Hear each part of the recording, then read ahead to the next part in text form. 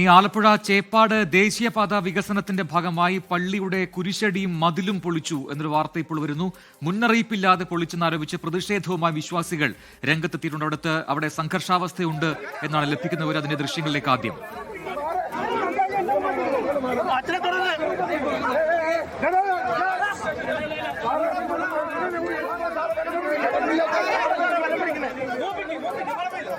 അശ്വിൻ പാലാഴി കൂടുതൽ വിവരങ്ങളുമായി ചേരുന്നു. അശ്വിൻ, പലയിടങ്ങളിലും ഇങ്ങനെ ദേശീയപാത നിർമ്മാണവുമായി ബന്ധപ്പെട്ടുകൊണ്ട് ആരാധനാലയങ്ങളും ഒപ്പം തന്നെ മറ്റ് പല സ്ഥാപനങ്ങളും കേന്ദ്രങ്ങളും എല്ലാം തന്നെ അവിടെ നിന്ന് മാറ്റി സ്ഥാപിക്കുന്ന സ്ഥിതിയൊക്കെ നേരത്തെ ഉണ്ടായിട്ടുണ്ട്. പക്ഷേ ഇവിടെ എന്താണ് ഇത് നേരത്തെ അറിയിച്ചില്ല എന്നതാണ് ഇവിടെ ഒരു ഇഷ്യൂ ആയി മാറിയത്. എന്താണതിൽ നമുക്ക് മനസ്സിലാക്കാൻ കഴിയുന്ന കാര്യങ്ങൾ? ഇപ്പോഴും അവിടെ സംഘർഷാവസ്ഥയുണ്ടോ?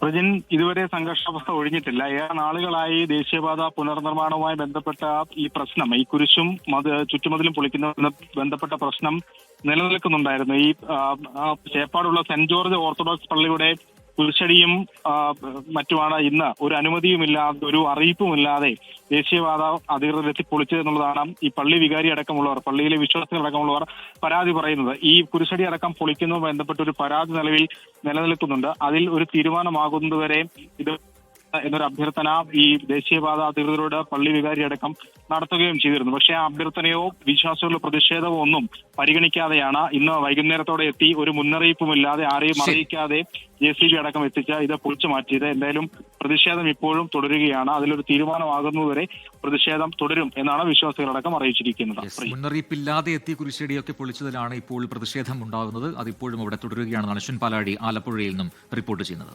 ലോകത്തെവിടെയായാലും ഏത് സമയത്തും 24 വാർത്തകളും ഓഗ്മെന്റഡ് റിയാലിറ്റി പാക്കേജുകളും എക്സ്പ്ലെയിനറുകളും വിശദമായി കാണാൻ ഞങ്ങളുടെ YouTube ചാനൽ നിങ്ങൾക്ക് സബ്സ്ക്രൈബ് ചെയ്യാം.